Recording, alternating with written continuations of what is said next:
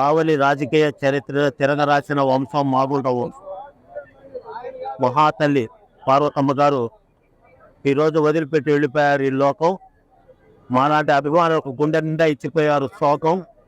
కానీ కాలం గడుస్తున్నా గుండెల్లో చెక్కు చెరుతామ రూపం. మేమేం చేసామో తెలియదు పాపం, దేవుడికి ఎందుకో ఇంత కోపం. ఆమె గురించి మనసు పడుతుంది పరితాపం. ఆ తల్లికి మా కావలి ప్రజల తరపున సంతాపం. ఒక గొప్ప చరిత్ర మాగుంట సుబ్బరామిరెడ్డి గారు ఒక చరిత్ర సృష్టిస్తే, ఆ మహనీయుని అన్యాయంగా హత్య చేసిన గణేష్ని ఆఖరి దశలో ఉన్నాడని తెలిసి మానవత్వంతో అతన్ని జైలు నుంచి విడుదల చేయనడిగిన తల్లి పార్వతమ్మ గారు. అటువంటి మహాతల్లి ఈరోజు మమ్మల్ని శోక సముద్రంలో ముంచి వెళ్ళిపోయింది. ఆ ఒక కన్నీటి జోహారు. మా ఆశలన్నీ అయిపోయినాయి తారుమారు, కానీ మా కుండలు ఎప్పుడూ చేస్తారు షుకారు. మీ వల్ల మేము లేకుండా అయిపోయినామది చాలా పేశారు.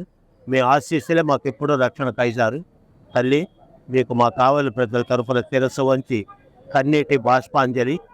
మా నుంచి ఎవరు చేయలేరు వెలి, కానీ విధి చేతులు అయిపోయినారు బలి. మీరు మాలో సేవలో సృష్టించారు చక్కెలగిలి. ఎప్పుడూ తెరిచి ఉంటుంది హృదయ వాకిలి. మీకు నిండు హృదయపూర్వక శ్రద్ధాంజలి.